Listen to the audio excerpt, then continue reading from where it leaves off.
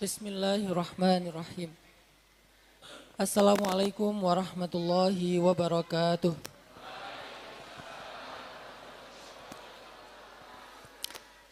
Alhamdulillahirabbil alamin. Alhamdulillahilladzi bi ni'matihi tatimmus shalihat wa bi fadlihi tatanazzalul khairat wal barakat wa bi taufiqihi tatahaqqaqul maqasid wal ghayat. Ashhadu an la ilaha illallah wahdahu la syarikalah wa ashhadu anna sayyidana Muhammadan abduhu wa rasuluhu alladzi la nabiyya ba'dah. Allahumma salli ala sayyidina Muhammadin wa ala alihi wa sahbihi wa sallim. Rabbana hab lana hukman wa alhiqna bis salihin. Allahumma inna nas'aluka ilman nafi'a wa qalban khashi'a wa lisanan dzakiran sadiqa wa amalan salihan maqbula. Rabbi shrah li sadri wa yassir li amri wa hlul 'uqdatan min lisani yafqahu qawli.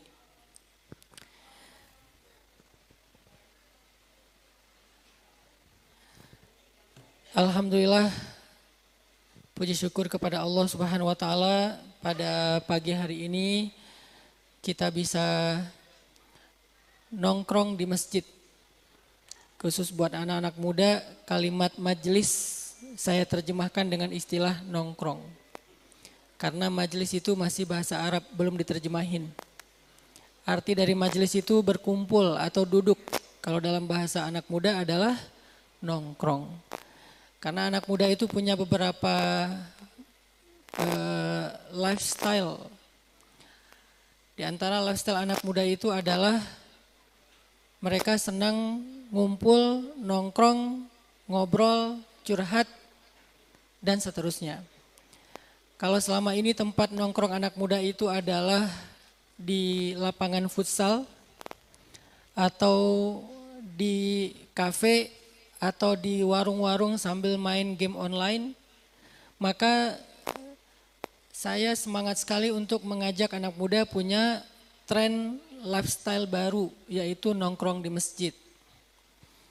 Khususnya anak muda yang bukan dari kalangan santri ataupun aktivis. Karena kalau para santri udah jelas nongkrongnya sambil baca kitab. Kalau para aktivis mungkin nongkrongnya sambil bikin proyek. Justru dakwah saya fokusnya kepada anak-anak muda di luar genre ini. Bukan aktivis, bukan santri. Karena mereka juga punya hak untuk diberikan akses kepada Allah Subhanahu wa taala.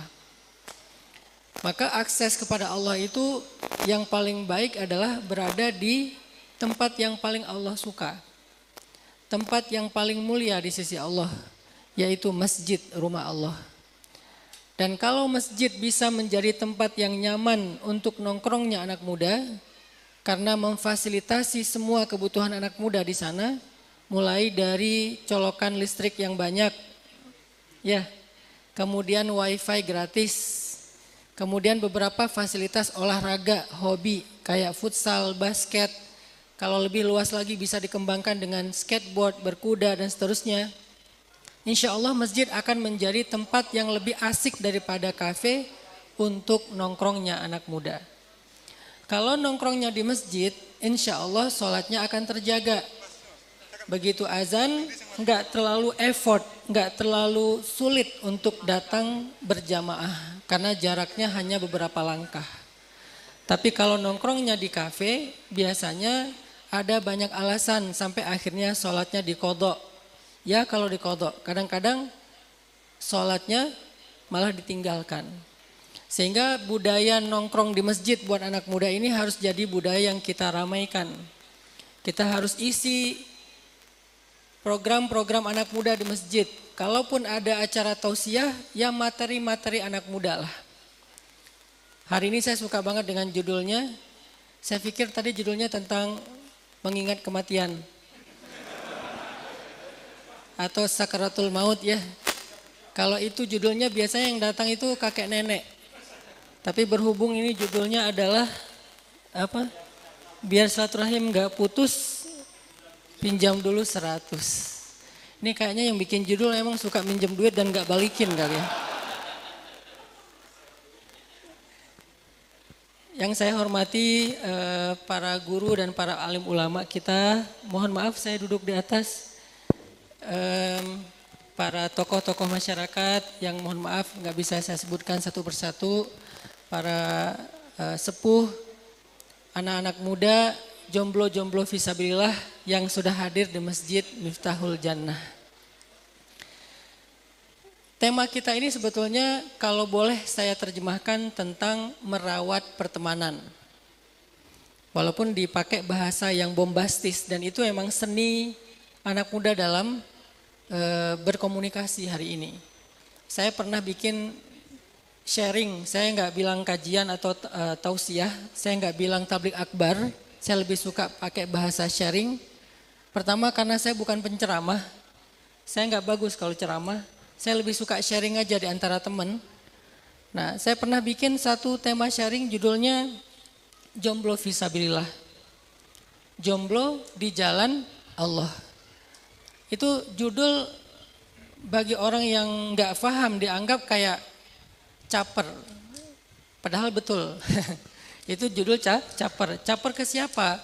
Caper ke anak muda, genre yang saya targetkan dakwah. Karena isu anak muda itu 3, kalau sekarang jadi 4. Isu anak muda itu yang pertama adalah masalah percintaan, yang kedua adalah masalah hobi, yang ketiga adalah masalah karir, dan sekarang ada isu baru lagi yang cukup memprihatinkan yaitu isu mental. Itulah 4 isunya anak muda. Mana yang paling ngehit? Dulu percintaan, sekarang kalau kita pengen tahu isu apa yang lagi happening di dunia anak muda, gampang caranya, buka aja TikTok. Apa yang FYP di TikTok itu berarti lagi jadi isu penting bagi anak muda. Misalnya sekarang yang lagi FYP di TikTok itu adalah tentang terpuji-puji ya. Mau saya nyanyiin? Enggak dah. Terpuji-puji itu kan tentang patah hati ya. Terus dia kayak curhat dengan lagu dari Malaysia yang rap itu kepada mantannya. Berarti isu yang lagi trending itu adalah masalah patah hati. Kemudian lagi ada isu tentang bahasa Korea. Yang kalau dalam bahasa Jawa itu aku rapopo. Apa bahasa Koreanya? Gencana. Gencana yo. Itu lagi trending di anak muda, atau mungkin kalau pengen tahu juga tren anak muda lihat di Spotify. Apa top 10-nya lagu-lagu yang ada di Spotify. Sekarang top 10-nya yang bertahan sekian bulan, udah hampir setahun itu adalah jiwa yang bersedih. Sehingga dari top 10-nya Spotify, kita bisa ngedetect, mapping tentang meriset tentang apa isu yang lagi trending, lagi santer di dunia anak muda. Ternyata isu mental, karena itu lagu tentang mental. Berarti cinta mental itu adalah isu penting buat anak muda. Maka dari situlah saya berangkat untuk memilih judul, menyampaikan konten-konten materi, karena peran saya di anak muda itu adalah menjadi teman bagi mereka yang bisa menjadi semacam support system dalam isu-isu yang sedang mereka hadapi sehari-hari. Begitulah dakwah yang saya jalani. Jadi saya nggak menyampaikan materi sesuai dengan urutan surat. Bahas Al-Fatihah, kemudian Al-Baqarah. Enggak, karena saya tahu kalian jarang baca Al-Baqarah. Seringnya baca Al-Ikhlas. Sesekali baca Al-Baqarahnya nyasar ya. Jadi bukan urutan Al-Quran yang menjadi kurikulumnya. Karena anak muda ini punya kekhasan sendiri. Kalau mau kayak gitu berarti kita lagi ngaji tafsir. Dulu saya di Mesir ngambil jurusan tafsir Al-Quran. Tapi ketika sampai di Indonesia ceramah ke anak muda atau dakwah ke anak muda, saya pengen jadi sahabat mereka, bukan jadi kiai mereka. Ketika jadi sahabat mereka, saya harus berpenampilan layaknya mereka sendiri. Saya main skateboard, saya main surfing, saya main free dive, saya loncat dari tebing, alhamdulillah muncul cliff dive namanya. Kalau lagi musim dingin saya main snowboard di Jepang, di Korea, ketemu opa-opa. Artinya saya main dengan permainan mereka, lalu mencoba untuk mengerti apa yang sedang mereka alami, lalu dari situlah saya mencoba untuk menjadi support system bagi mereka. Dan itulah dakwah yang kita jalani. Maka hari ini saya sepakat banget kalau Masjid Miftahul Jannah pengen jadi salah satu tempat favorit nongkrongnya anak muda di sini. Dengan adanya sering-sering sharing dengan anak muda dari ustadz-ustadz yang lebih concern dengan dunia anak muda, judul-judul anak muda, sehingga anak muda itu betah di masjid. Jadilah ini masjid youth friendly, masjid yang bersahabat dengan anak muda. Dari situlah kita merubah peradaban Indonesia, karena Indonesia adalah negara yang sedang mengalami bonus demografi dengan jumlah anak muda yang sangat besar. Dan anak muda ini harus menjadi salah satu di antara aset peradaban Indonesia. Ketika mereka diajak hidup lebih positif lewat tren hijrah atau tren dekat dengan masjid, kemudian mereka dibekali dengan life skill, hard skill, soft skill dan seterusnya, maka akhirnya anak muda menjadi agen perubahan atau menjadi aset peradaban Indonesia. Dan kita bisa memulai itu dari masjid, selain juga dari pondok-pondok pesantren dan juga madrasah ataupun sekolah. Tapi kan enggak semua orang beruntung menjadi santri. Bahkan jumlah orang yang tidak jadi santri itu lebih banyak daripada para santri. Oke, di Jawa Barat, Jawa Tengah, Jawa Timur, pondok pesantrennya besar-besar. Satu pondok 10.000, 15.000, 20.000. Tapi coba bayangin dengan yang di luar pondok pesantren, ada jutaan. Berarti kan program untuk membina anak muda di luar pondok yang bukan santri itu juga sama pentingnya dengan program membina calon-calon ulama yang ada di pondok. Jadi memang pondok itu fokus untuk mencetak para calon ulama masa depan. Tapi di luar pondok kita sedang juga mencetak para aset-aset Indonesia dan peradaban di masa depan. Dan mereka punya hak yang sama untuk membangun Indonesia. Maka itulah kenapa kita fokus dengan program anak muda dengan basis masjid. Bukan pondok pesantren, bukan madrasah karena memang concernnya ke anak muda umum. Baik, itulah sedikit perkenalan tentang dakwah saya. Kenapa saya setuju sekali dengan judul yang ada di spanduk kita. Merawat pertemanan. Pernah enggak teman-teman unfriend? Pernah nggak unfriend sama orang di TikTok atau di Facebook? Kalau di TikTok istilahnya apa ya? Unfollow ya? Apa? Unfollow juga ya?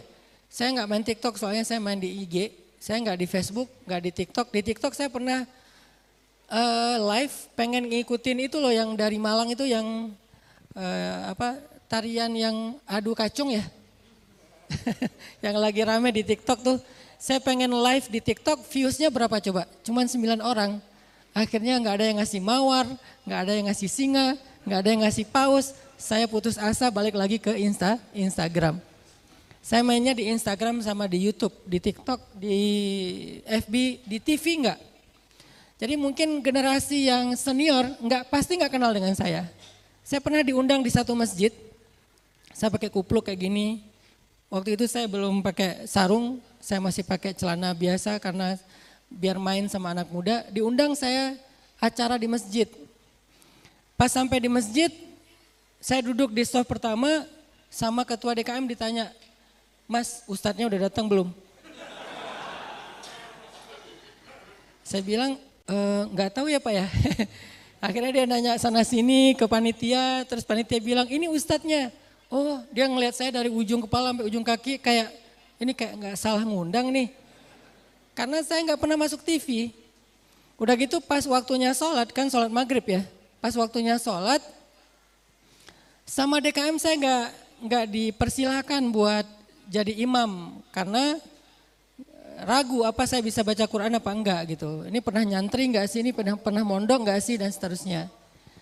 Sama ketua, sama panitia yang muda-muda itu didorong, Ustadz, saya kan nggak didorong sama DKM jadi saya nggak mau ya, saya diam-diam aja. Karena didorong-dorong terus akhirnya saya kedorong, ya udahlah terpaksa gitu kan kedorong gitu. Masa saya pura-pura kedorong.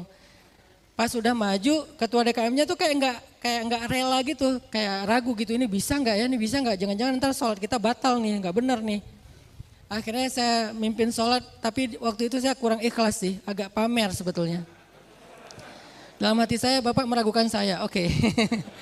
Akhirnya saya sholat, saya baca Al-Fatihah pakai irama Kurdi. Alhamdulillahi Rabbil Alamin, Ar-Rahmanir Rahim, Maliki Yaumiddin. Dalam hati saya, gimana Pak bacaan saya? Agak-agak kurang ikhlas sebetulnya. Beres Al-Fatihah, saya baca album favorit saya, surat Ar-Rahman. Di belakang kedengaran ada yang isak-isak nangis gitu kan. Beres sholat saya langsung balik arah sambil zikir doa, saya ngeliat ke wajah DKM-nya gini-gini. Alhamdulillah gitu kan, lulus lah ibaratnya. Kenapa? Karena saya nggak pernah masuk TV. Kenapa Ustaz nggak masuk TV? Saya nggak suka. Segmen dakwah saya itu bukan di TV, udah terwakili di TikTok, di Instagram sama di YouTube. Lagi pula kalau saya masuk TV saya selalu ngasih syarat semua channel ngundang. Tapi saya bilang boleh nggak saya ikut ngonten, ikut ngeprogram acara itu. Jangan cuma jadi talent, jangan cuma ceramah. Tapi saya ikut memprogram. Kenapa Ustadz? Karena biar sesuai dengan segmentasi anak muda. Kalau cuma ceramah berarti saya cuma butuh panggung. Maaf saya nggak butuh panggung. Saya lagi pengen dakwah anak muda, panggung saya udah ada di sosmed dan lumayan lah 9,7 juta. Sombong Ustadz, dikit. Nah, jadi nggak terlalu butuh panggung TV. Tapi karena TV-nya nggak mau ngasih saya kesempatan memprogram, akhirnya belum jodoh sampai sekarang. Jadi saya belum masuk TV sampai sekarang kecuali kemarin nggak sengaja viral gara-gara ada pertanyaan dari seorang peserta yaitu di luar kendali. Intinya adalah di sosmed itu kan kita sering unfriend kan. Di sosmed itu kita sering unfollow. Atau kalau di grup itu namanya left group. Kenapa kita left group, kita unfollow, kita unfriend, kita nggak subscribe lagi satu channel atau satu akun, kenapa? Karena kita ngerasa mungkin nggak ada manfaatnya kita follow itu. Mungkin dia udah nggak lucu, mungkin dia udah nggak menghibur, mungkin dia udah nggak inspiratif, mungkin dia udah nggak seru, mungkin dia udah nggak ngasih kita sesuatu yang kita butuhkan dari informasi-informasi. Seringkali dia posting tentang kecelakaan tapi nggak ada caption. Akhirnya kita dapat captionnya dari komen. Kalau mau cari tahu di mana kecelakaannya, kapan terjadi, bacanya di komen, bukan baca di caption. Akhirnya kita unfollow, kita nggak ikutin lagi akun tersebut. Itu juga terjadi dalam kehidupan kita sehari-hari teman-teman. Kita sering nggak berteman dengan seseorang, menghindar dari seseorang, ngelupain seseorang, marah kepada seseorang. Itu adalah dinamika hidup. Tapi pertanyaannya sekarang adalah untuk apa kita berteman? Untuk apa kita nge-follow satu akun? Untuk apa kita ada di sebuah grup? Kita perlu bertanya itu kalau kita ingin menjadi orang yang hidupnya lebih produktif di setiap harinya. Kalau kita pengen iman kita bertambah dan stabil ketika naik turunnya. Kita perlu bertanya untuk apa kita nge-follow satu akun? Untuk apa kita ada di dalam satu grup, untuk apa kita berteman dengan satu orang atau satu kelompok manusia, circle, apa tujuan kita? Kita perlu muhasabah, mengevaluasi tentang pertemanan kita. Salah satu alasan kita berteman yang diajarkan oleh Rasulullah SAW itu adalah teman itu harusnya menjadi support system dalam hidup kita. Teman itu harusnya menjadi support system iman kita. Teman itu harusnya menjadi support system ibadah kita. Teman itu harusnya menjadi support system behavior atau perilaku kita. Sehingga kalau kita punya support system yang baik, insya Allah kita itu akan selalu terjaga dalam ketaatan dan keistiqomahan. Karena kita nggak bisa istiqomah sendiri. Kita nggak bisa hijrah sendiri. Kita nggak bisa jadi orang benar sendiri. Kita nggak bisa jadi orang sukses sendiri, itu nggak bisa.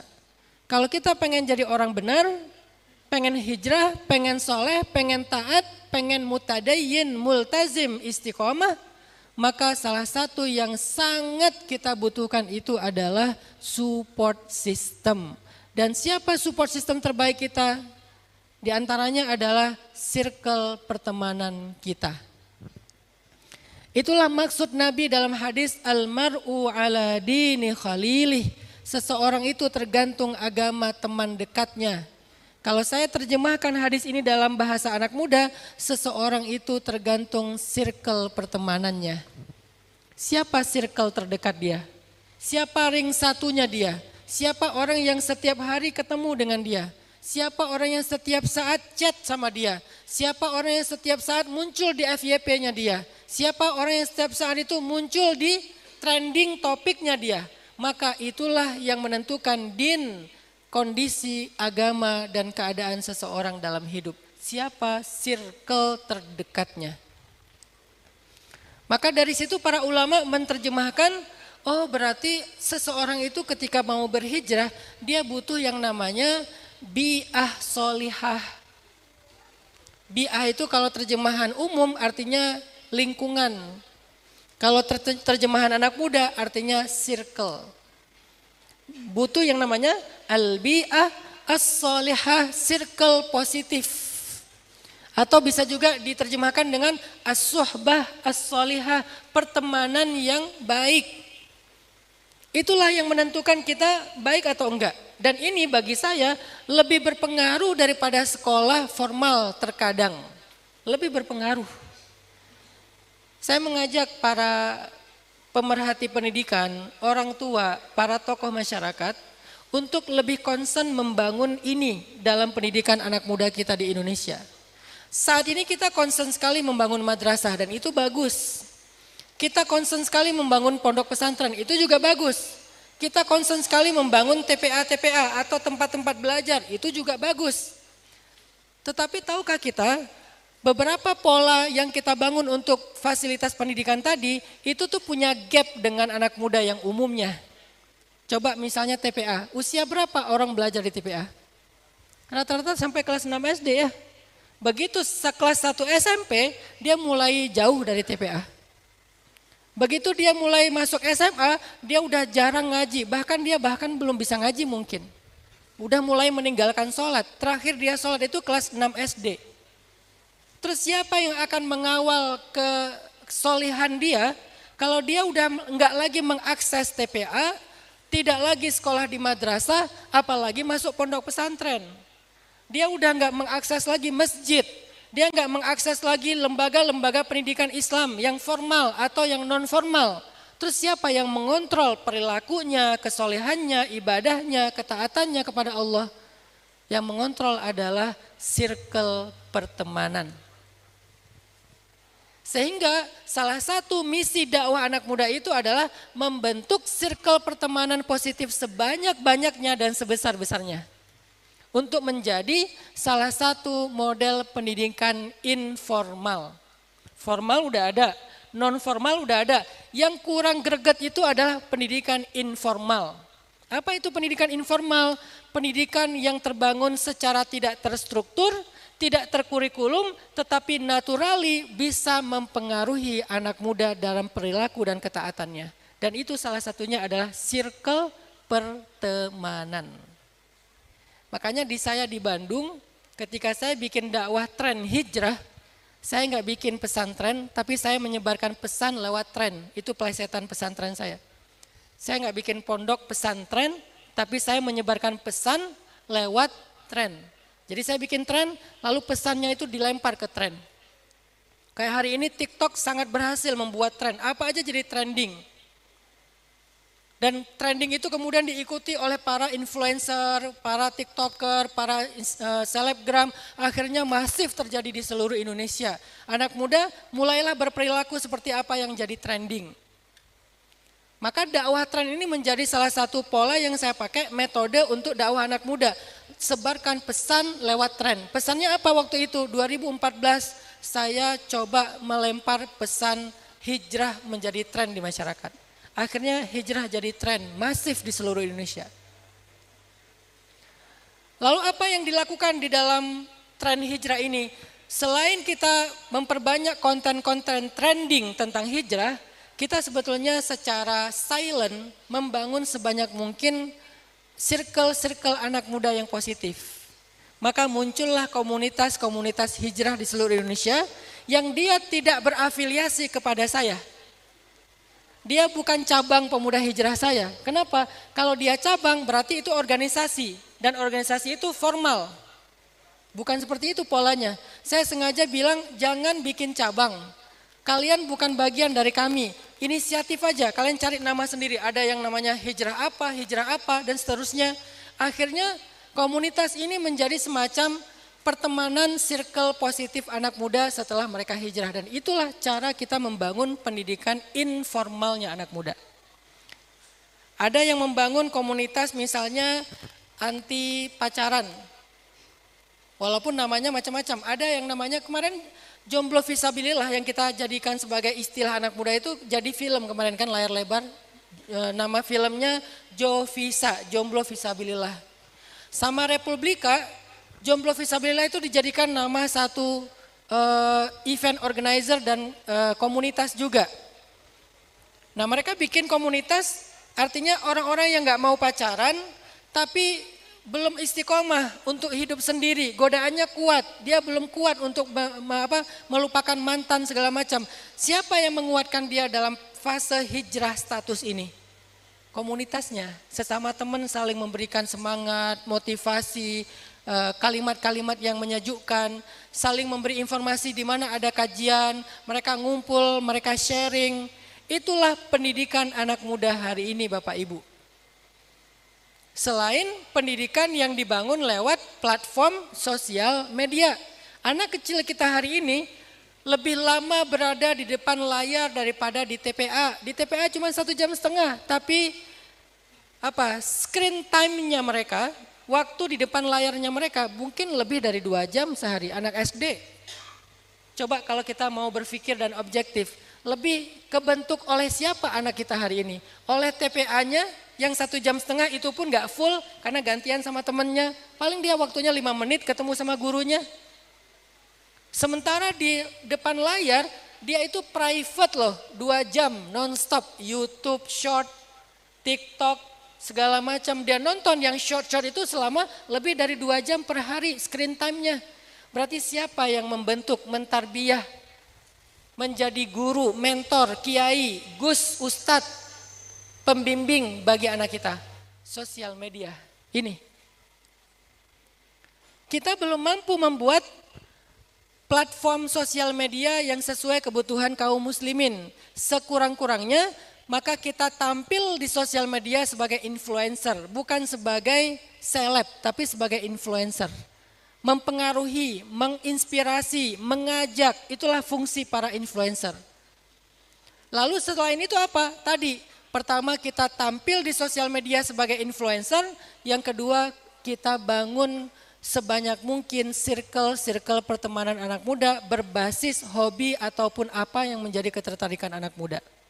Itu harus difasilitasi oleh masjid.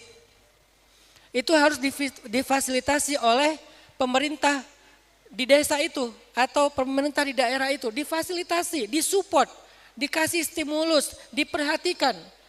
Misalnya masjid aware, perhatian sama anak muda. Bisa enggak ya Masjid Miftahul Jannah itu jadi tempat nongkrong anak muda?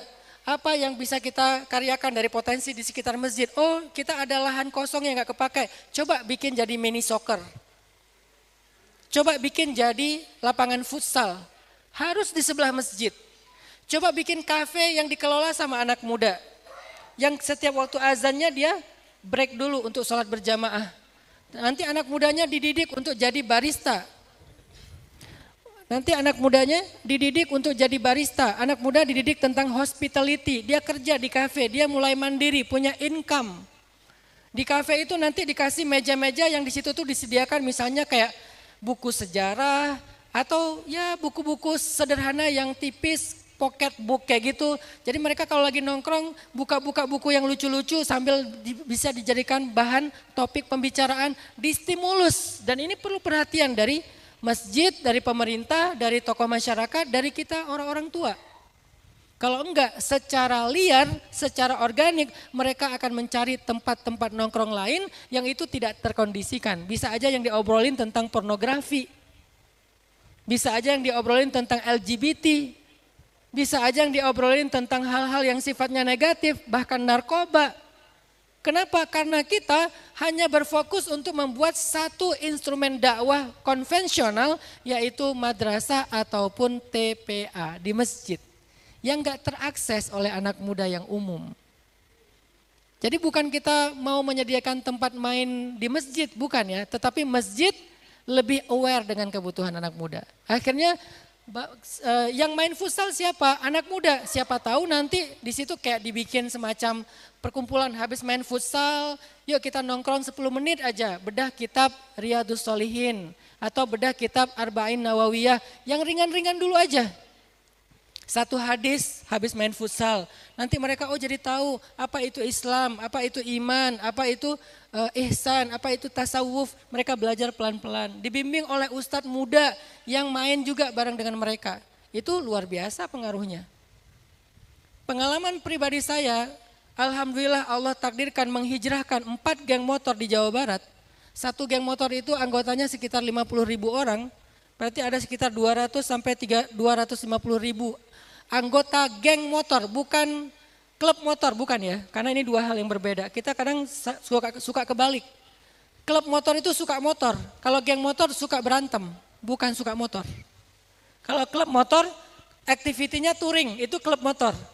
Kalau geng motor, aktivitinya tawuran, begal. Jadi beda antara klub motor sama geng motor. Geng motor itu gangster, kalau klub motor itu komunitas. Ada 4 geng motor di Jawa Barat dan waktu itu cukup rame, cukup memprihatinkan. Sebagian mereka juga masuk ke supporter bola sehingga terjadi banyak sekali kericuhan dalam pertandingan bola, ada korban jiwa segala macam. Kita hijrahkan, apa pola kita? Pola kita bukan bikin taklim kayak gini. Ini bagi mereka yang sudah hijrah. Bagi mereka yang belum hijrah, pola kita jemput bola. Kita datang ke tempat mereka, saya datang ke tempat mereka, saya nongkrong bareng mereka. Itulah kenapa penampilan saya, hari ini aja saya pakai sarung, pakai baju yang semi-semi batik.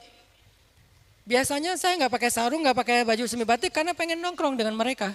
Saya pakai kupluk, karena ini adalah simbol anak muda street dengan budaya Rastafarian namanya. Saya pelajari dunia mereka, riset tentang street culture, Rastafarian itu apa bedanya dengan Rastafarianisme yang dari dengan lagu reggae-nya dan seterusnya. Dipelajari, akhirnya muncullah pola dakwah. Ketika saya ke Jepang, saya main snowboard. Kenapa saya main snowboard? Karena saya pengen dakwahin orang Jepang asli, bukan orang Indonesia yang sedang tinggal di Jepang. Akhirnya lagi main snowboard, beres main snowboard, saya bikin kayak sharing nongkrong santai gitu, ada orang Jepang hadir ikut dengar, terus diterjemahin ke bahasa Jepang. Ternyata tanpa saya sadari, orang Jepang ini setelah acara saya itu jadi tertarik kepada Islam dan akhirnya dia converting to Islam, masuk Islam. Itu terjadi 2018. 2023 setelah pandemi saya ke Jepang lagi main snowboard, ketemu sama dia. Dia yang nyari saya, dia bilang Ustadz pakai bahasa Jepang diterjemahin, Ustadz saya itu dulu dengar ceramah Ustadz, bukan dengar ceramah, bahasa dia tuh dengar obrolan sama Ustadz pas lagi main snowboard. Snowboard itu kayak ski gitu ya. Dan alhamdulillah saya masuk Islam, kemudian sekarang saya udah jadi imam masjid Tokyo, imam masjid. Dari masuk Islam belajar ngaji sampai jadi imam masjid dan jadi sensei. Sensei itu kalau di kita kayak jadi ustadznya lah. Jadi kiainya lah di masjid tersebut ngajarin orang Jepang tentang Islam dan beberapa dari orang Jepang itu mulai tertarik belajar Islam secara lebih rutin. Ini namanya jemput bola. Lewat apa taklimnya? Bukan lewat bikin madrasah karena nggak keakses sama umum. Tapi lewat circle pertemanan. Untuk kalian para anak muda, cobalah cari pertemanan yang bisa mendukung iman kalian. Ketika kalian follow satu akun, ketika kalian memilih satu grup WA, ketika kalian nge-subscribe satu channel YouTube, Ketika kalian duduk nongkrong dengan sekelompok anak muda yang lain, cobalah untuk memilih ada enggak circle pertemanan yang bisa ngedukung iman saya. Kalau belum ada cari, kalau belum ada bikin. Karena kalian enggak akan bisa menjadi orang istiqomah kalau kalian sendiri enggak bisa. Harus punya circle. Dan itu kita yang pernah kita dengar dari cerita seorang pembunuh yang membunuh 100 orang kan. Setelah dia membunuh 99 orang, kemudian dia datang ke seorang rahib ahli ibadah, dia nanya, saya udah membunuh 99 orang, apakah saya masih bisa bertaubat? Kata ahli ibadah itu, kamu tidak bisa bertaubat karena kamu sudah banyak dosa, dosa kamu sudah terlalu berlebihan, kamu membunuh banyak orang, kamu gak akan pernah bisa diterima taubatnya. Karena dia putus asa dan marah, akhirnya rahib ini pun dia bunuh genap menjadi 100 orang. Tapi dia masih terus ngerasa gak nyaman, dia masih kayak pengen bertobat, pengen berubah. Dia carilah orang lain untuk dia konsultasi. Ketemu dengan seorang alim, seorang ahli ilmu. Dia bertanya, ya Syekh, saya sudah membunuh 100 orang, yang ke-100-nya bahkan ahli ibadah. Apakah saya bisa bertaubat? Kata Syekh itu, jangan berputus asa dari rahmat Allah. Sebanyak apapun dosamu walaupun memenuhi langit dan bumi, Allah pasti mengampuni dosamu jika kamu bertobat dan Allah gak peduli dengan seberapa banyak dosamu. Dia baru tahu ternyata Allah Maha Pengampun. Allah sangat luas ampunannya, rahmatnya. Akhirnya dia bilang kalau begitu saya ingin bertaubat. Beri saya bimbingan, beri saya arahan seperti apa harusnya saya bertaubat atau berhijrah. Kemudian alim ini mengatakan kalau kamu ingin memperbaiki diri kamu, tinggalkanlah negeri ini dan pergilah ke sebuah negeri yang di sana banyak orang solih. Karena kamu kalau masih tinggal di sini, kamu gak akan kuat. Taubat kamu gak akan nasuha. Hijrah kamu gak akan total. Kamu harus pergi dari negeri yang banyak pengaruh buruk bagi diri kamu. Pergi ke negeri yang orang-orangnya di sana orang-orang yang solih dan taat. Akhirnya dia pun hijrah. Dan kita tahu di tengah jalan dia wafat. Kemudian malaikat itu tarik menarik, yang satu mau bawa ke neraka, yang satu mau bawa ke surga. Kemudian Allah bilang coba ukur. Lebih dekat kemana dia? Tempat dia meninggal lebih dekat ke negeri yang dia tuju atau ke negeri yang dia tinggalkan. Kalau lebih dekat ke negeri yang dia tinggalkan, maka dia masuk neraka. Kalau lebih dekat ke negeri yang dia tuju, maka dia masuk surga. Akhirnya malaikat pun mengukur jarak tempat dia meninggal dengan jarak negeri-negeri yang dia tinggalkan ataupun yang dia tuju. Allah berfirman kepada tanah, kepada bumi, wahai bumi, dekatkan dia ke negeri yang dia tuju sebagai rahmat Allah.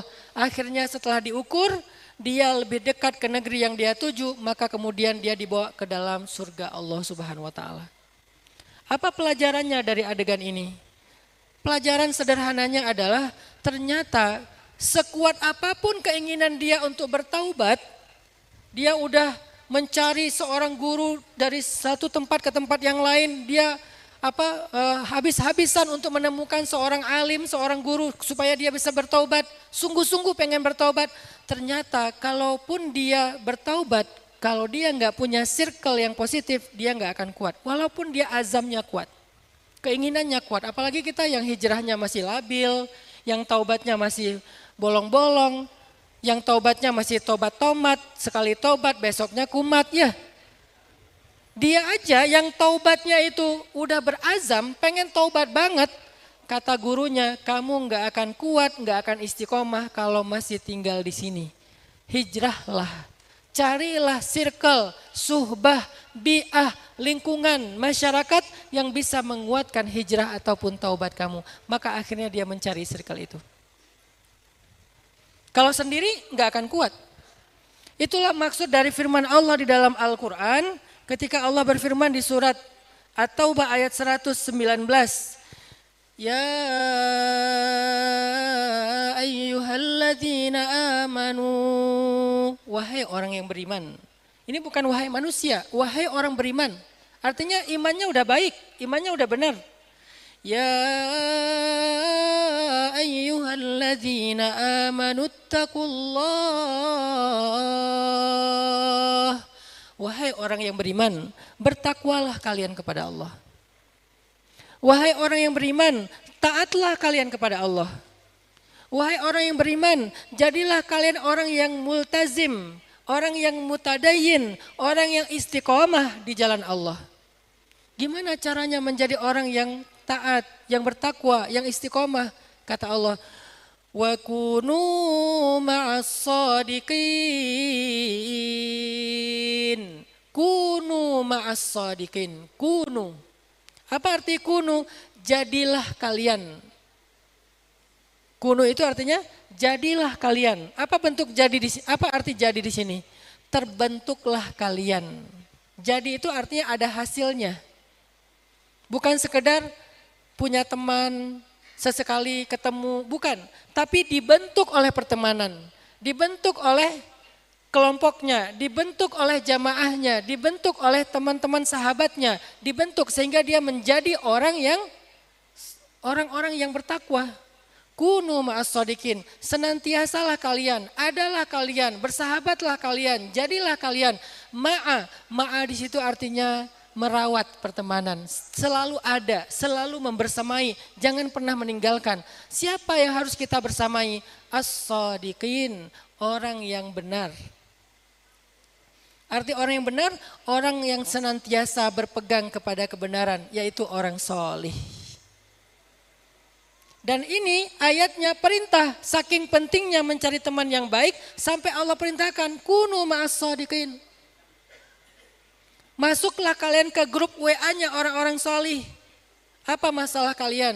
Ustadz, saya tuh pengen khatam Al-Quran, tapi Al-Baqarah aja gak pernah lewat. Baru baca 1 halaman, udahan.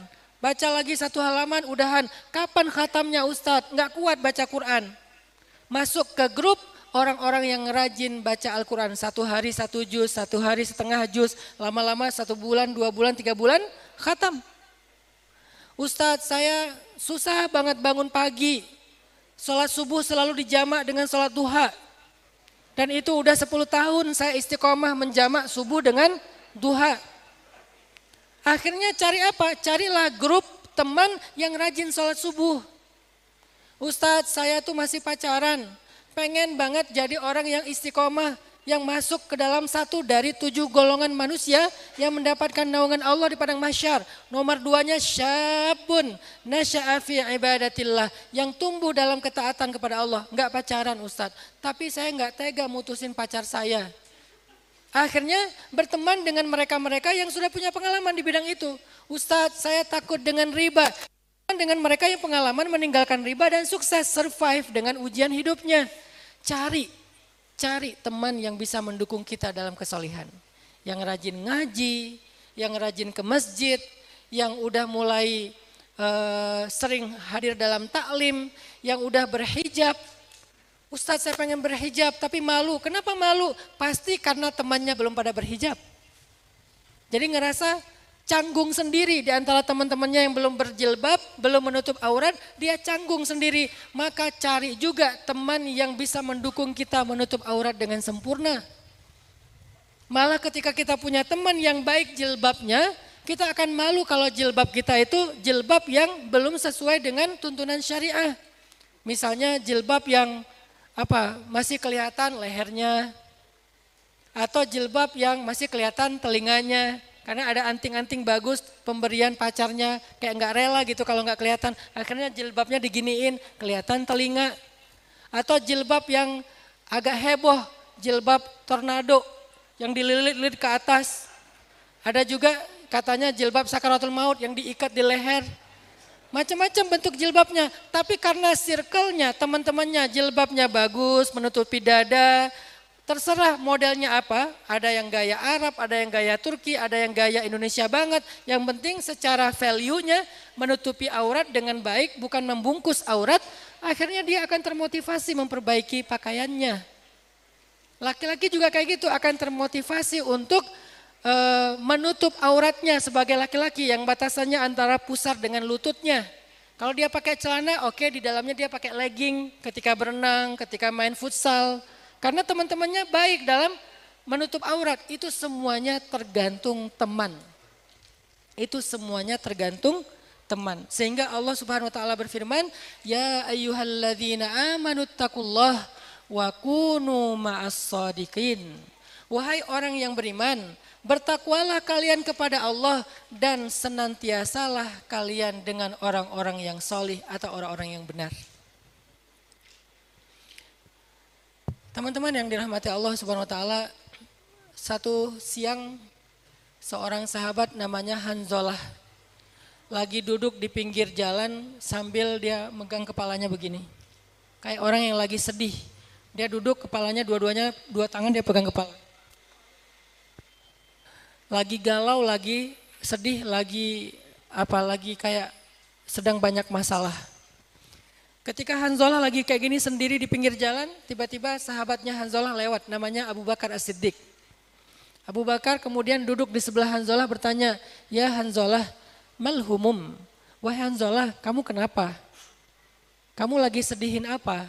Kamu lagi ada masalah apa? Mal humum ya Hanzalah. Ada masalah apa wahai Hanzalah? Kemudian Hanzalah mengatakan, "Ya Aba Bakrin, qad nafaqa Hanzalah." Hanzalah itu sudah munafik wahai Abu Bakar. Hanzalah itu sudah munafik wahai Abu Bakar. Abu Bakar heran. "Madza taqul?" Apa yang kamu katakan? Apa maksud kamu? Kenapa kamu bilang kamu sudah munafik? "Ya Aba Bakrin, wahai Abu Bakar.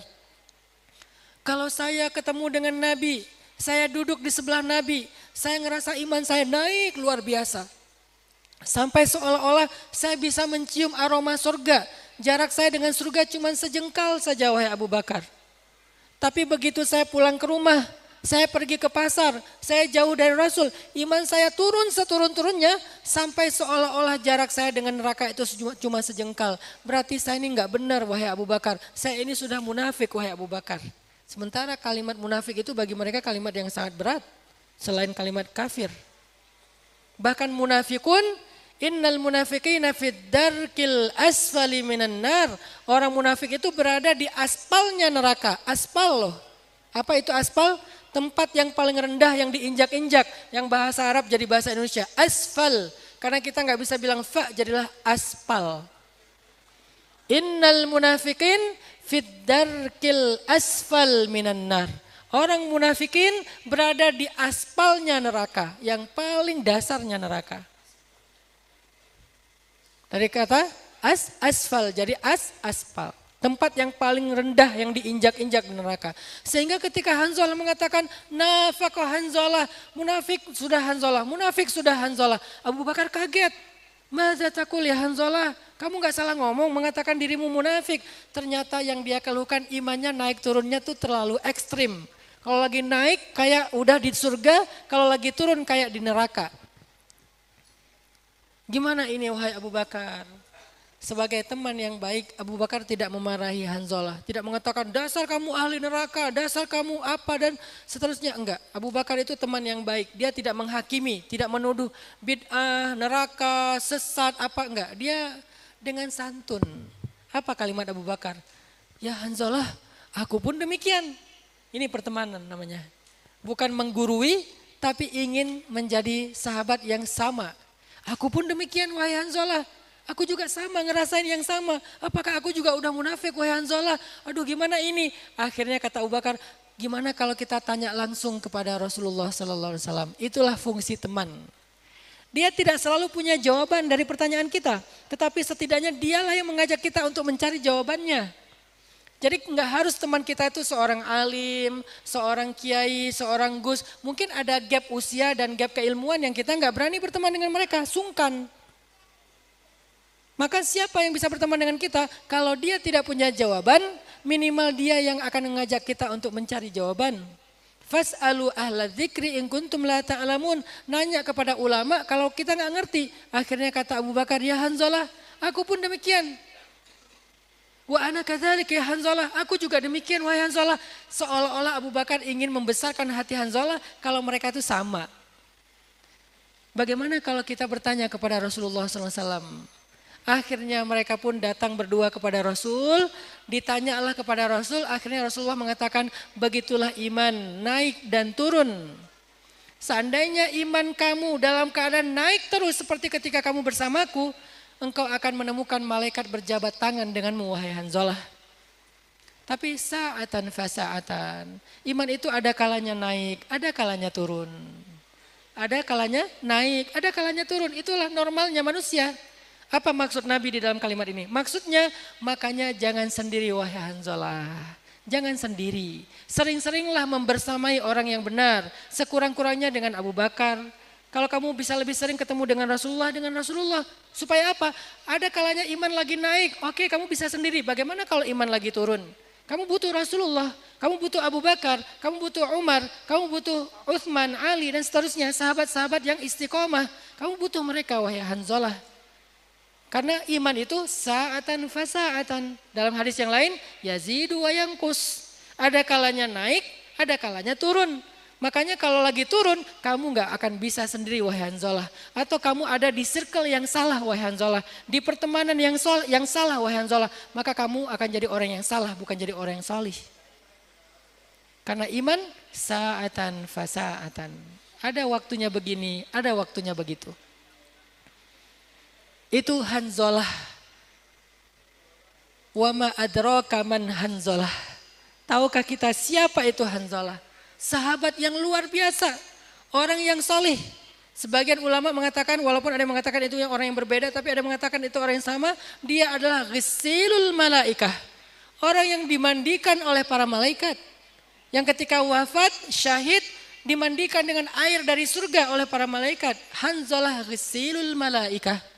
Tapi orang seperti ini ternyata gak bisa soleh sendiri. Sekelas Hanzalah gak bisa soleh sendiri. Sekelas Abu Bakar gak bisa soleh sendiri. Sekelas Umar gak bisa soleh sendiri. Kesolehan mereka itu dengan watawasau bil haqqi watawasau bis sabr. Harus dengan circle yang bisa saling menguatkan dalam kebenaran dan dalam kesabaran. Itu Hanzalah.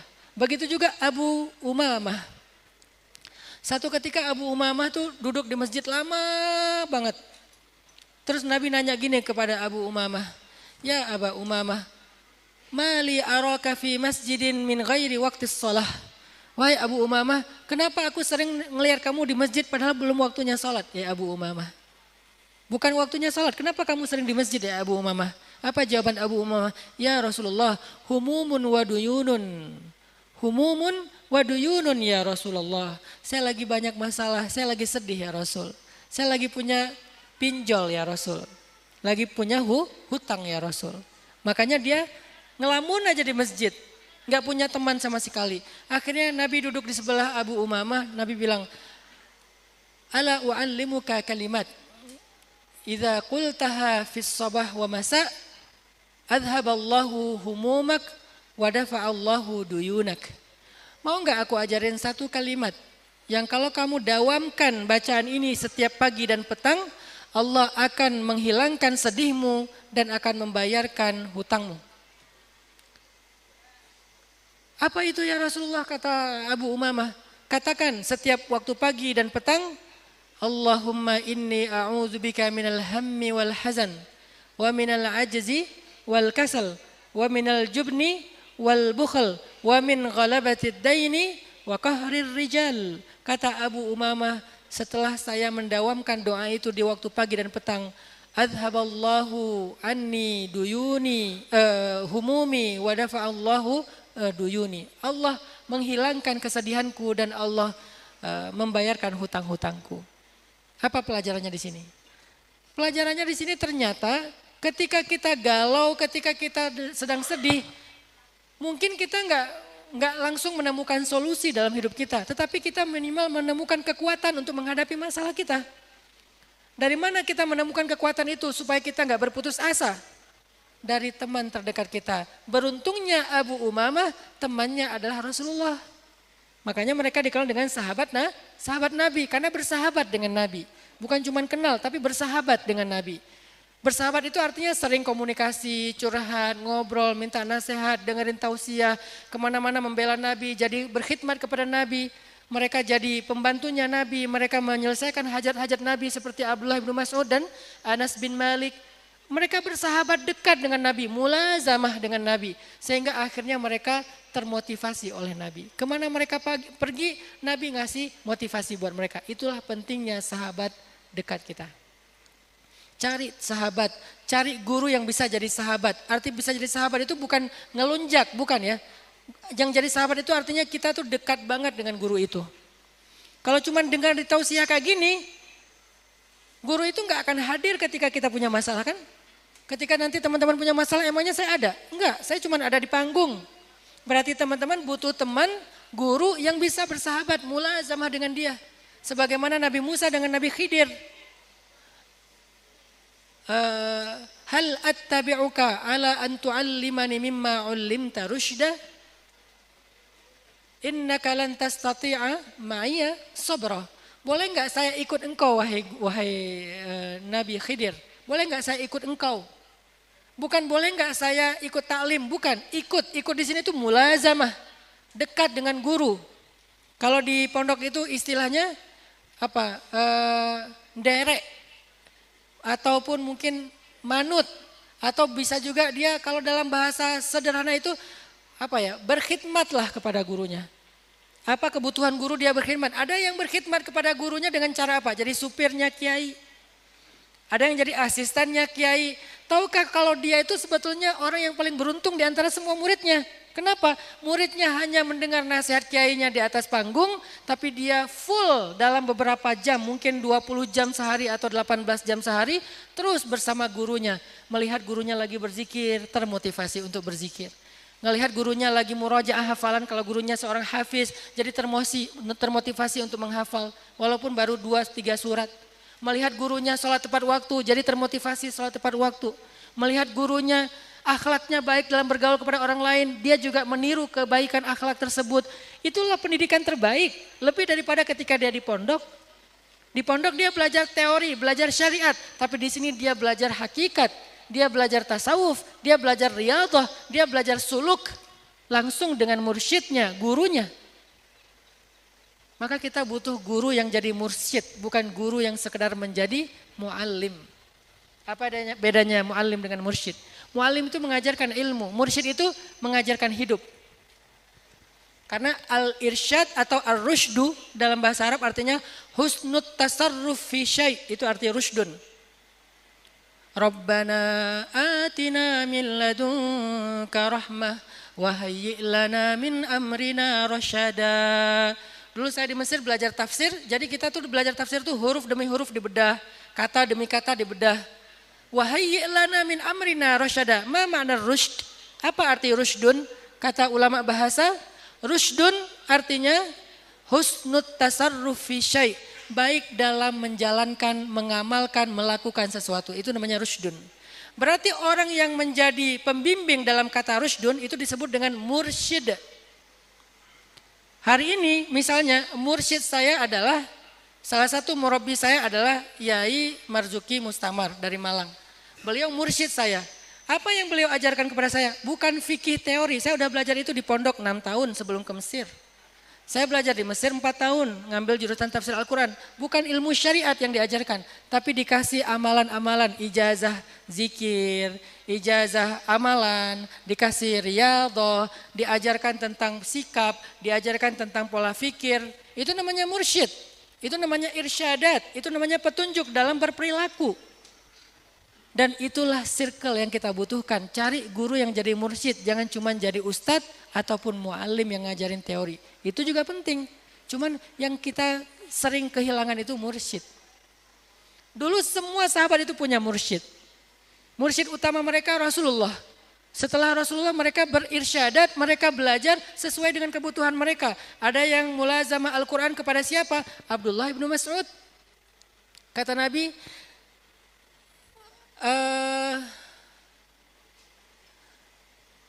man yuridu ay yaqra al-Quran ala ratbi kama anzal falyaqra ala Abdullah ibni Ummi Abd.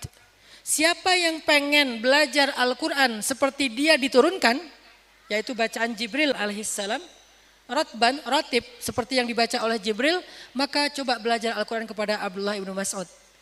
Jadi enggak semua mereka langsung belajar ke Nabi. Mereka juga punya guru-guru selain Rasul yang udah diijazahkan oleh Nabi. Akhirnya besok subuhnya Abu Bakar, Umar datang kepada rumah Abdullah bin Mas'ud belajar Al-Quran. Dari mulai Al-Fatihah diperbaiki. Ya Abdullah, bagaimana Jibril membaca Al-Fatihah? Abdullah mencontohkan, gini cara Jibril membaca Al-Fatihah. Jibril loh contohnya. Bagaimana cara Jibril membaca Al-Ikhlas? Gini loh cara Jibril membaca Al-Ikhlas. Di mana Jibril berwakaf? Di sini Jibril berwakaf. Bagaimana cara Jibril membaca huruf kasrah? Bagaimana Jibril membaca huruf tafkhim, tarqiq dan seterusnya. Mereka belajar langsung kepada Abdullah bin Mas'ud. Siapa yang ingin didoakan oleh para malaikat, maka bacalah Al-Quran seperti Abu Musa al-Ash'ari dan juga Usaid bin Hudayr. Akhirnya mereka datang kepada Usaid. Mereka datang kepada Abu Musa al-Ash'ari. Ada lagi cerita yang populer. Nabi lagi duduk dengan sahabat-sahabat muhajirin. Terus tiba-tiba Nabi bilang gini, tunggu ya, bentar lagi ada seorang laki-laki lewat dan dia itu ahli surga. Akhirnya para sahabat nungguin, mana laki-lakinya? Pas lewat laki-laki Ansor, gak terkenal sama sekali. Kita baru tahu namanya kalau kita ngulik hadisnya. Karena di hadis itu gak disebutkan namanya. Saking gak terkenal.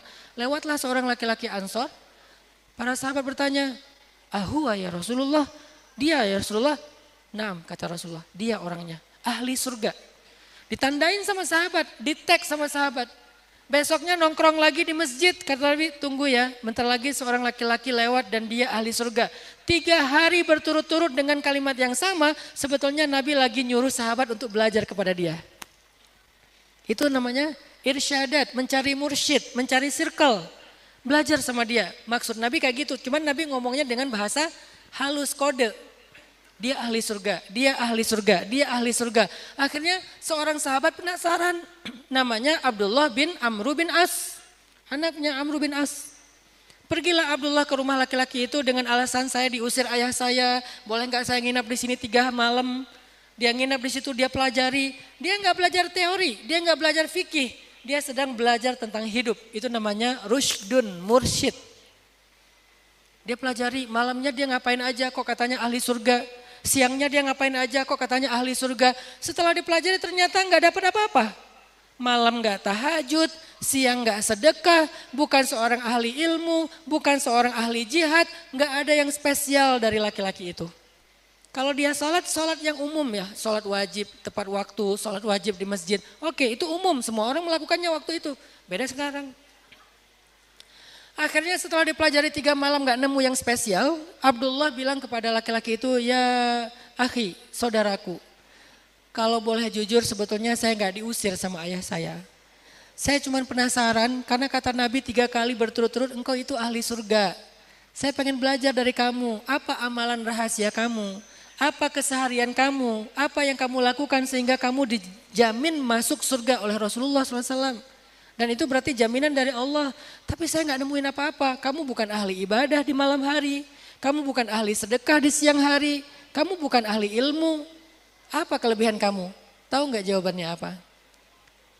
Kata dia, saya tidak pernah iri dengki kepada orang lain. Itulah kelebihan dia. Dia masuk surga bukan dengan amal zahirnya. Tetapi dia masuk surga dengan amal batinnya. Apa amal batinnya? Gak pernah iri dengki sama orang lain. Ketika ada orang lain dapat nikmat, dia bersyukur. Alhamdulillah ya Allah, tetangga saya beli rumah, beli mobil, naik haji, jalan-jalan dan seterusnya. Nambah follower. Alhamdulillah ya Allah, dia yang bersyukur. Ketika ada orang lain dapat musibah, dia yang bersedih. Ya Allah tolonglah saudara saya, kasihan dia dan seterusnya. Hatinya bersih, tidak ada rasa iri dengki kepada orang lain. Sehingga tentang dialah Allah menggambarkan sifat orang Ansor. Wala yajiduna fi sudurihim hajatam mimma utu. Di dalam hati mereka tidak ada rasa dengki sedikit pun kepada orang lain. Akhirnya Abdullah bin Amru dapat sebuah rushdun. Dapat sebuah petunjuk tentang bagaimana harusnya kita menjaga hati dan perasaan kita kepada orang lain. Itu namanya rushdun. Ada lagi adegan Nabi ngasih nasihat kepada Sayyidah Fatimah, putri tercinta beliau untuk mencari mursyid, murabbi. Kata Nabi, wahai Fatimah, belajarlah dari Asma. Karena Asma itu ahli surga.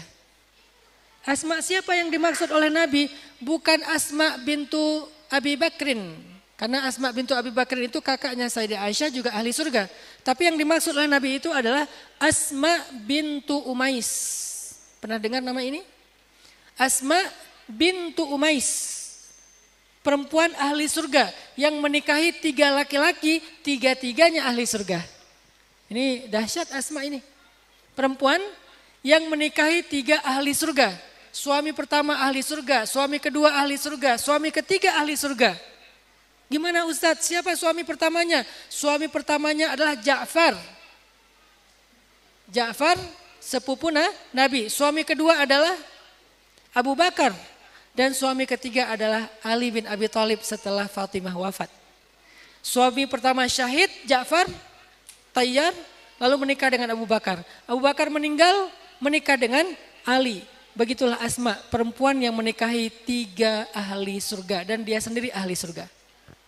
Makanya Nabi bilang kepada Fatimah, waktu itu Asma masih sama Ja'far, Fatimah sama Ali. Kata Rasulullah, ya Fatimah, wahai putriku tersayang, belajarlah kepada Asma. Akhirnya Fatimah pergi ke rumah Asma. Sampai di rumah Asma, Fatimah bilang gini, ya Asma, Rasulullah menyuruh aku belajar kepadamu. Karena engkau ahli surga, ajarkanlah aku bagaimana amalan yang membuat engkau jadi ahli surga. Asma kaget, wahai putri Rasulullah, nggak ada apa-apanya saya dibandingkan dengan engkau. Itu Fatimah, 1 dari 4 perempuan yang sempurna di muka bumi kan. Putrinya Rasulullah, putrinya Khadijah, kurang apa Fatimah. Tapi masih disuruh belajar kepada karena ada 1 kelebihan Asma yang waktu itu Fatimah nggak punya. Rasulullah nggak mau ngasih tahu, suruh Fatimah langsung belajar kepada Asma. Akhirnya Fatimah maksa, wahai Asma nggak mungkin Rasulullah salah, coba kamu pikir-pikir lagi, apa yang selama ini kamu amalkan, apa yang kamu andalkan untuk kamu berhadapan dengan Allah, untuk kamu kembali kepada Allah. Kata Asma, baiklah wahai Fatimah, ada 1 yang saya andalkan dalam hidup saya dan mudah-mudahan itulah yang akan saya bawa pulang kepada Allah. Apa itu? Saya selalu berbakti kepada suami saya, Ja'far. Setiap kali suami saya pulang ke rumah, saya berdandan untuk dia dengan dandanan terbaik.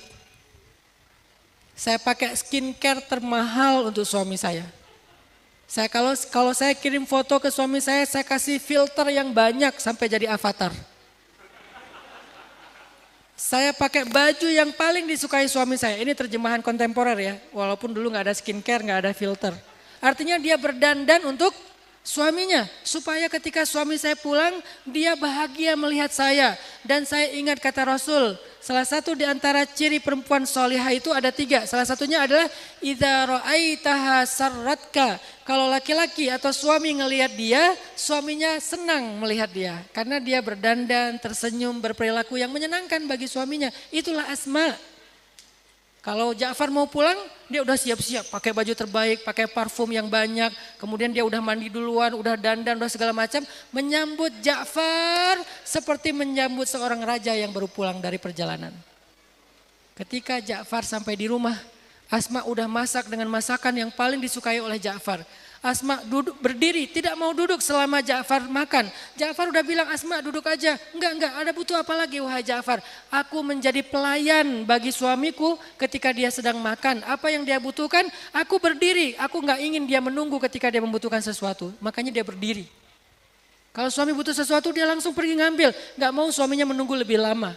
Setelah suamiku makan wahai Fatimah, aku merebus air untuk suamiku mandi dengan air hangat. Aku membasuh tubuhnya dengan handuk yang dilap dengan air hangat. Setelah dia selesai semuanya, aku ambil sapu lidi kurma di dapur, aku berikan kepada Ja'far, kepada suamiku, aku katakan, wahai Ja'far, wahai suamiku, kalau hari ini masih ada di antara hakmu yang belum aku penuhi, masih ada khidmatku yang masih kurang, pukullah aku dengan sapu lidi ini wahai Ja'far, sehingga Allah mengampuni dosa-dosaku. Ja'far tidak pernah memukul Asma, justru Ja'far memeluk Asma dengan penuh cinta.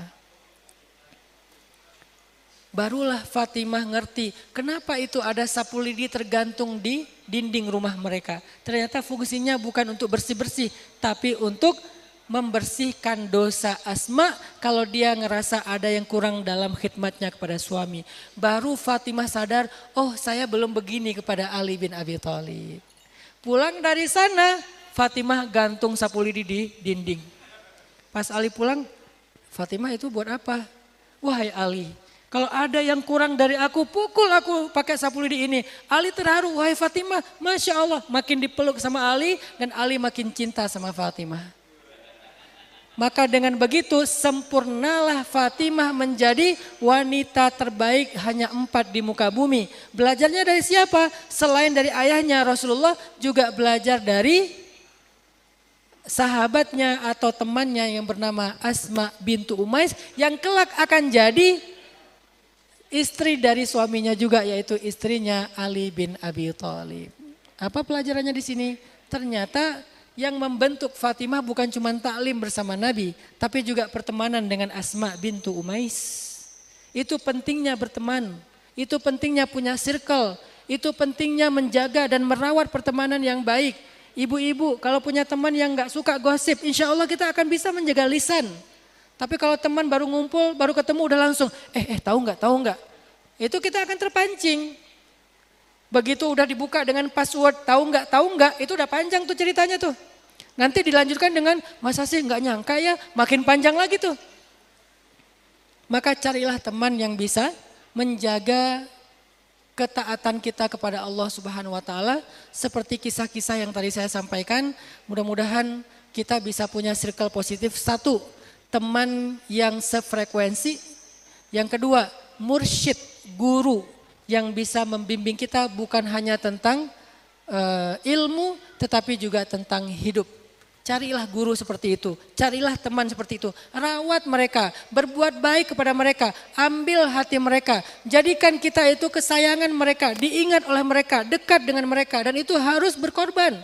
Jangan pengen dekat dengan guru tapi kita nggak pernah berkorban apa-apa. Pengen dekat dengan guru tapi kita tidak berusaha berkhidmat kepadanya, nggak akan dekat. Harus mulazamah seperti Abdullah ibnu Mas'ud. Setiap Nabi keluar rumah maka Abdullah yang meletakkan sendalnya di pintu rumah. Ketika Nabi berjalan, Abdullah yang memegang tongkat Nabi dan membawa siwaknya Nabi. Siwaknya Nabi aja dibawa sama Abdullah bin Mas'ud.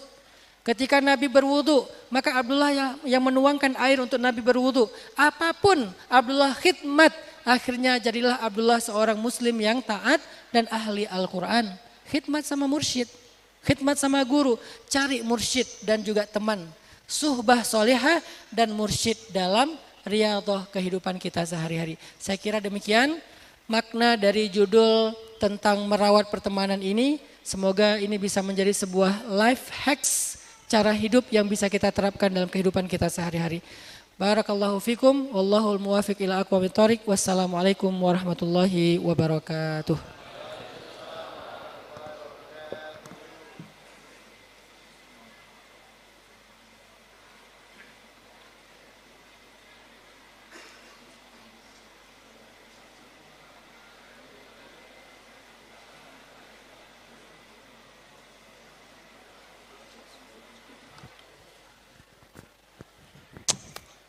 Baik, jazakallah khair kepada Ustadz Hanan Attaqi telah menyampaikan ilmu dan juga nasihatnya kepada kita semuanya. Dan setelah ini kita buka sesi tanya jawab, tetapi karena waktu yang terbatas kami hanya berikan kesempatan 1 atau 2 pertanyaan saja kepada ikhwan dan juga akhwat. Silakan segera bagi yang ingin bertanya dari akhwat. Ada di belakang sana 1. Oh, dari ikhwan ada 1. Baik, sudah ada 1 ikhwan dan juga 1 akhwat. Kami persilahkan untuk segera bertanya dan akan dijawab langsung oleh Ustadz Hanan Attaqi.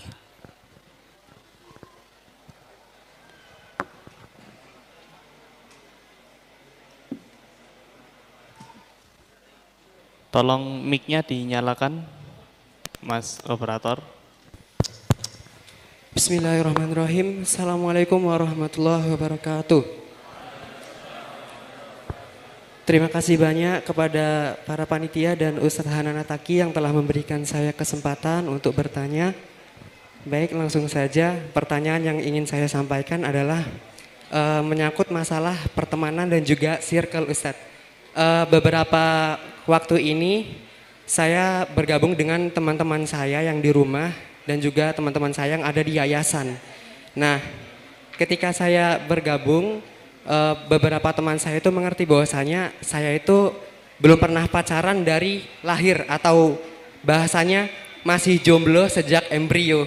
Nah, sehingga muncul beberapa teman saya yang berspekulasi atau bertanya bahwasanya menganggap saya itu orang yang tidak suka perempuan atau bahasa zaman sekarangnya gay gitu Ustaz.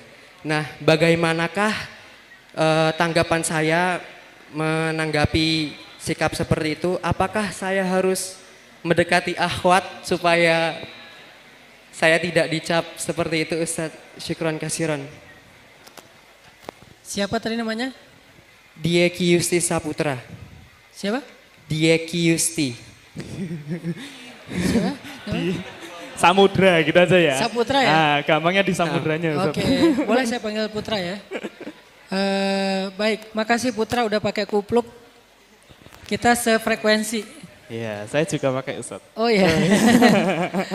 Cuman ini terlalu ganteng, jadi saya males foto sama dia. Ketahuan jeleknya saya. Kayak, namanya Hanan? Asli? Iya, Asli? iya, Ngapain asli, sih Ustaz. ikut-ikutan? Barakallahu fiik.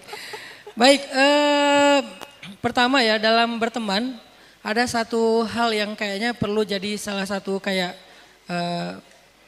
self awareness kita, kesadaran diri kita bahwa jangan pengen menjadi seperti yang orang lain harapkan. Karena kita akan capek, harapan orang itu banyak. Kalau kita selalu ingin memuaskan harapan orang lain, dia pengen saya begini, dia pengen saya begitu, jadi kayak people pleaser gitu. Jadi kayak pengen jadi orang yang menyenangkan bagi setiap orang, kita akan capek. Kita harus punya standar yang menurut kita dan bisa dipertanggungjawabkan, itu standar yang wajar, normal, standar nilai. Misalnya jomblo itu adalah status yang istimewa kok. Nggak punya pacar, nggak punya teman dekat, itu sesuatu yang mulia kok. Dan kita pegang dengan standar itu. Ketika orang guyon ya, bercanda dengan kita anggap itu sebagai sesuatu yang angin lalu aja. Karena kita punya pegangan, kita percaya dengan pegangan itu. Kita nggak akan hina ketika orang berbicara lain. Karena kita udah tahu standar kemuliaan itu apa. Oh, mulia itu adalah ketika saya nggak pacaran. Saya nggak akan hina kalau misalnya saya tetap dengan status kayak gitu. Kita pede. Nanti muncul kalimat wala yakhafuna laumata laim. Orang beriman itu, orang yang mentalnya itu nggak takut dengan laumata laim, hinaan orang yang menghina. Makin dihina dia makin untung. Kenapa? Setiap kali dia dicela, sebetulnya orang itu sedang menghadiahkan pahala kepada dia. Dari mana dalilnya? Salah satunya Al-Kautsar. Inna syani'aka huwal abtar. Orang yang menghina itu rugi. Terus kamu inna a'tainaka kautsar. Kamu yang untung. Jadi setiap kali kita diomongin orang, cobalah kita pakai mindset Al-Kautsar. Oh, lagi dapat pahala gratis nih. Semalam dia tahajud, siangnya ngomongin kita, pahala tahajudnya diberikan kepada kita. Tadi dia baca Quran, terus ngomongin kita, pahala setiap huruf 10 kebaikan itu dikasih kepada kita. Apa ruginya buat kita diomongin orang lain? Saya sering diomongin di sosial media. Saya sering merasa dihina oleh seseorang misalnya. Apakah saya sakit hati? Enggak. Oke, kalaupun sakit hati, apakah saya dendam? Enggak. Kenapa? Karena saya percaya dia itu lagi transfer pahala kepada saya. Makin besar kalimat yang menyakitkan saya, makin besar pahala yang diberikan kepada saya. Untung kan? Berarti saya inna a'tainakal kautsar, dia adalah inna syani'aka huwal abtar. Maka jangan terkecoh dengan itu, la yakhafu laumata laim. Jangan terkecoh dengan hinaan orang yang menghina. Fokus aja dengan apa yang kita pegang sebagai sebuah kebenaran. Tapi jangan menjadi orang yang eksklusif. Dan jangan jadi orang yang arogan atau sombong. Ketika kita memegang satu kebenaran, yang lain semuanya dianggap sesat. Jangan. Kita harus punya prinsip, tapi jangan arogan. Kalau nggak punya prinsip juga nggak bagus ya. Karena terlalu inklusif, pengen terbuka, akhirnya semua benar, itu namanya pluralisme, yang semuanya benar. Kebenaran itu yang kita yakini, tapi orang lain kita hargai dengan pendapat mereka. Maka tetaplah punya prinsip, tapi jangan arogan. Sehingga kita menjadi orang yang rahmatan lil alamin. Dengan teman kita, akhirnya kita yang menginfluence mereka. Kalau kita terpengaruh, terus siapa yang akan mempengaruhi kepada kebaikan? Kita yang harus mempengaruhi mereka. Kita tunjukkan ternyata hidup sendiri itu asik. Gak perlu traktir orang lain makan. Modalnya gak banyak untuk hidup sendiri teh. Akhirnya orang lain oh seru juga ya hidup sendiri. Mulai terinfluence oleh kita. Jadi gitu putra. La yakhafu laumata laim. Gak usah khawatir dengan omongan orang yang membicarakan kita. Fokus aja dengan nilai kebenaran yang putra yakini. Barakallah. Baik, begitu ya Mas ya. Sudah terjawab? Masya Allah. Terima kasih. Dan juga untuk pertanyaan yang akhwat tadi bisa beri kode? Ya di bagian situ Mas. Ya silahkan tembus barisannya. Mic-nya diestafetkan aja. Diestafetkan aja yang bagian akhwat. Ye. Baik. Nah itu Mas yang paling belakang itu. Nah bisa minta tolong buat teman-teman yang akhwat bisa mengestafetkan mikrofonnya ke belakang. Kami persilakan untuk bertanya kepada satu akhwat. Sebelumnya terima kasih atas waktunya. Assalamualaikum warahmatullahi wabarakatuh. Waalaikumsalam warahmatullahi wabarakatuh. Perkenalkan, nama saya Dewi Lestari Ningsih. Saya salah satu anggota konselor remaja ISMI KMI. Ustadz, saya mau tanya, 2 bulan terakhir ini banyak sekali remaja yang melakukan konseling tentang masalah hati, khususnya percintaan. Nah, ketika saya melakukan konseling terhadap klien yang sedang mengalami masalah dengan pacarnya, sikap saya sebagai konselor itu bagaimana ya Ustadz? Apakah harus tetap memberi masukan agar hubungannya tetap langgeng atau bagaimana? Karena takutnya ketika saya kayak bilang putus aja gitu, terus nanti kliennya itu takutnya down dan mengakibatkan hal-hal yang tidak diinginkan terjadi. Bisa juga mental dia terkena. Namun jika saya mendukung padahal pacaran sendiri itu termasuk hina. Terima kasih Ustadz. Baik. Namanya siapa tadi? Dewi Lestari. Mbak Dewi. Ya, Mbak Dewi Lestari. Dewi, Mbak Dewi. Oke, makasih Mbak Dewi. Betul. Mbak Dewi ini ceritanya adalah seorang konselor. Dia itu sering jadi tempat curhatnya temennya. Berarti Mbak Dewi ini orang yang punya hati yang sangat lapang. Mampu menampung banyak masalah dan itu langka loh. Mbak Dewi ini istri, insya Allah akan jadi istri yang soleha ya. Karena kalau suaminya pulang kerja curhat, Mbak Dewi udah biasa menampung masalah. Jadi buat dia itu masalah adalah sebuah hobi. Jadi sehari-hari Mbak Dewi itu hobinya mencari masalah ya. Siapa yang punya masalah sini curhat sama saya. Jadi Mbak Dewi ini lagi sering dicurhatin teman. Salah satunya tentang masalah pacar. Saya di Bandung bikin satu program namanya Pojok Cerita sama Sharing Circle. Jadi ada sharing circle, ada pojok cerita. Itu tuh saya bikin di setiap taman kota. Ini kita lagi memulai sekarang, di setiap taman kota itu kita punya satu pojok cerita dan sharing circle di situ. Ada konselornya, bukan psikolog. Kalau psikolog mungkin terlalu berat ya, dan juga sedikit psikolog yang bisa mengakses ini karena kesibukan mereka, sehingga kita mengkader lebih banyak konselor.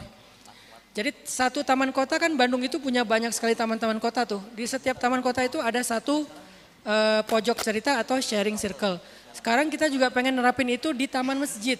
Jadi setiap satu taman masjid ada satu pojok cerita dan sharing circle. Sehingga di pojok cerita sharing circle itu mereka kayak lagi FGD-an, lagi nongkrong, santai. Kalau di Bandung itu istilahnya botram, lagi makan bareng gitu ya. Sambil makan bareng, ngopi bareng, nyemil bareng, mereka kayak curhat. Dan ada konselornya yang mendengar curhatan itu. Mereka saling memberikan afirmasi positif. Mereka saling memberikan semacam semangat, menguatkan. Dan itulah fungsinya. Kadang kita nggak bisa menyelesaikan masalahnya. Kita hanya bisa menguatkan mentalnya ataupun perasaannya atau hatinya. sambil pelan-pelan kita mengarahkannya kepada solusi sesuai dengan syariat. Karena solusinya di sini cuma dua, menikah atau putus. Tapi kan nggak bisa sekaligus ya. Seperti kata Mbak Dewi tadi, kalau sekaligus takutnya nanti dia cari tower loncat. Takutnya dia bunuh diri, kena mental. Angka bunuh diri di Indonesia itu lagi tinggi sekarang. Per bulan Maret 2023, angka bunuh diri di Indonesia itu sudah lebih dari 500 kasus. 500 kasus dan sebagian besarnya adalah anak muda dengan mental health issue atau mental problem. Salah satu penyebab mental problemnya selain luka pengasuhan di rumah tangganya adalah masalah percintaan. Maka nggak bisa sekaligus sebagai konselor pasti Mbak Dewi ngerti banget tuh step-stepnya seperti apa. Diberikan dulu afirmasi positif, deep talk, diajak ngobrol lebih dalam, kemudian pelan-pelan digiring atau dibawa kepada hal yang lebih sesuai dengan syariat Allah, sesuai dengan Islam. Secara halus tidak dikatakan putusin aja, tetapi disemangati untuk kembali ke Allah. Itu yang saya lakukan. Misalnya Allah tempat curhat yang paling baik, Allah itu penjaga hati, nggak apa-apa kalau kita nggak bersama dia Allah akan jaga hati dia untuk kita. Titipkan dia kepada Allah, itu kan bahasa-bahasa halus, putusin aja ya. Cuman saya nggak mau berfatwa secara ekstrim, takutnya nggak semua orang siap. Jadi pelan-pelan digiring kepada Allah. Sebaik-baik ilmu konseling itu Mbak Dewi adalah ilmu tasawuf. Coba Mbak Dewi lebih banyak belajar buku-buku tasawuf dari Imam Al-Ghazali atau Ibnu Athaillah As-Sakandari dengan Al-Hikamnya atau kitab-kitab tasawuf yang lainnya. Karena di dalam kitab tasawuf itu kita diajarkan tentang hal-hal yang sifatnya tazkiyatun nafs. Itu tuh tentang psikologi banget, mental issue banget itu. Jadi mental issue itu identik sekali dengan tasawuf kalau sekarang. Sehingga Mbak Dewi kayaknya perlu lebih banyak ngeriset dan mengeksplor ilmu tasawuf. Baik Ghazali ataupun mungkin Al-Hikam atau Ibnu Athaillah As-Sakandari dan seterusnya. Sehingga dari ilmu tasawuf itu nanti insya Allah akan ketemu pola-pola yang tepat untuk menggiring dia menjadi lebih positif dari yang tadinya hubungan yang negatif. Saya kira demikian. Jadi tetaplah minimal menjadi pendengar yang baik itu sudah menolong dia. Minimal menyemangati dia untuk jadikan trigger masalah dia itu untuk pulang ke Allah, untuk kembali ke Allah, untuk disugesti dan disemangatin, dimotivasi untuk oh ternyata yang nggak mengecewakan kita cuman Allah, Allah yang maha mendengar, Allah yang maha pengertian. Manusia emang kayak gitu sering mengecewakan, manusia itu rentan, rapuh dan seterusnya. Bawa dia ke Allah, itu adalah tugas kita sebagai seorang konselor atau influencer. Gitu Mbak Dewi, barakallah.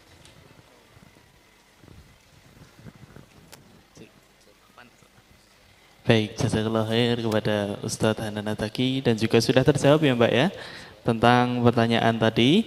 Alhamdulillah pada pagi hari ini kita sudah mendengarkan bersama-sama, duduk bersama dengan guru kita, Ustadz Hanan Attaqi. Beliau telah menyampaikan nasihat-nasihat dan juga ilmunya yang luar biasa kepada kita pada pagi hari ini. Serta setelah ini kita minta doa. Kita akan berdoa bersama dengan guru kita Ustadz Hanan Attaqi. Kepada beliau kami persilahkan. A'udzu billahi minasy syaithanir rajim. Bismillahirrahmanirrahim.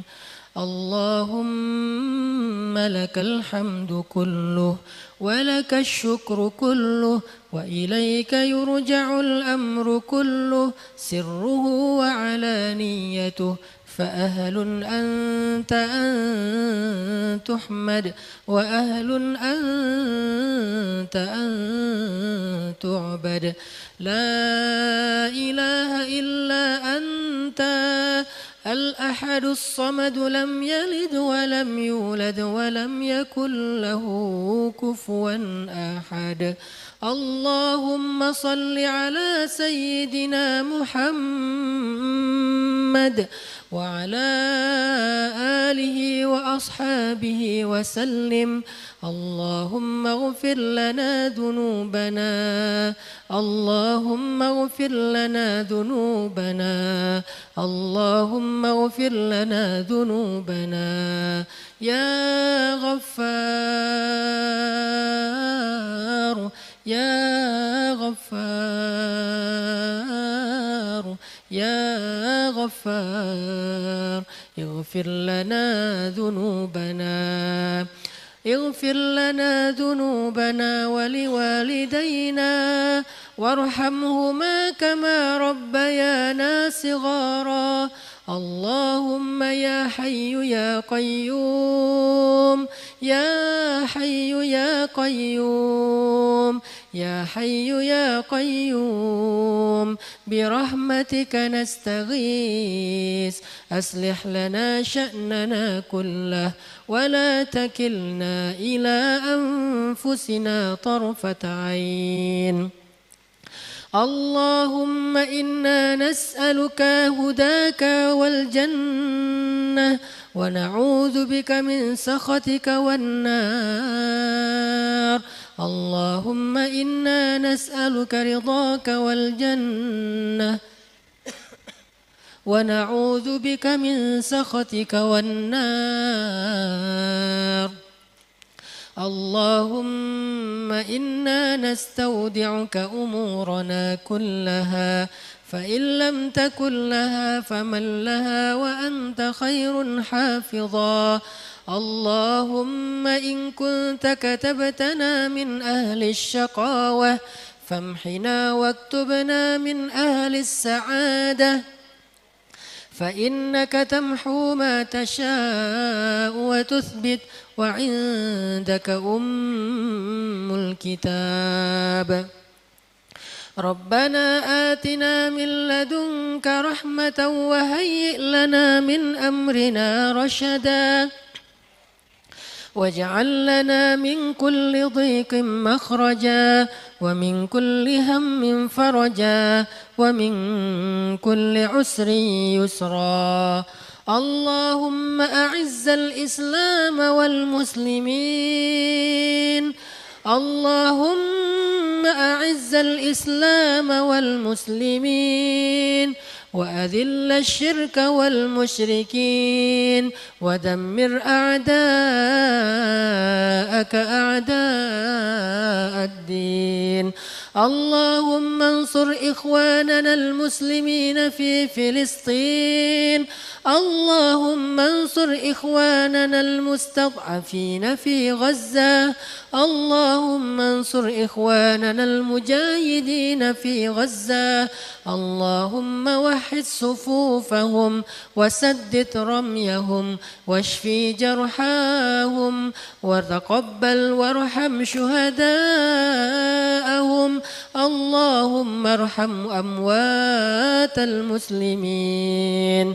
اللهم كن لهم ولا تكن عليهم، اللهم انصرهم فإنك خير الناصرين، اللهم افتح لهم فإنك خير الفاتحين. اللهم إنا نسألك أن تحرر المسجد الأقصى المبارك من أيدي الغاصبين، من أيدي اليهود والصهيونيين. اللهم اشفي صدور المسلمين، اللهم ألف بين قلوب المسلمين، اللهم اهدي أمراء المسلمين، اللهم وفق علماء المسلمين، اللهم استر عورات نساء المسلمين، اللهم قو شباب المسلمين، اللهم انصر المسلمين في كل مكان. اللهم ارزق بلدنا هذا إندونيسيا، اللهم ارزقنا رزقا حلالا طيبا مباركا. اللهم اللهم ارحم شعب إندونيسيا واجعل بلدنا هذا بلدا آمنا مباركا. اللهم وحد قلوب المسلمين في إندونيسيا. اللهم وحد صفوف المسلمين، صفوف شباب المسلمين في إندونيسيا. ربنا هب لنا من أزواجنا وذرياتنا قرة أعين واجعلنا للمتقين إماما.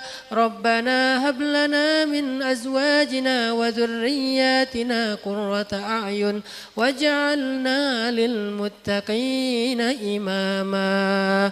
ربنا آتنا في الدنيا حسنة وفي الآخرة حسنة وقنا عذاب النار وأدخلنا الجنة مع الأبرار يا عزيز يا غفار يا رب العالمين. اللهم تقبل دعاءنا وقضي حاجاتنا ببركة صلواتنا لرسول الله وقراءتنا الفاتحة. أعوذ بالله من الشيطان الرجيم. بسم الله الرحمن الرحيم.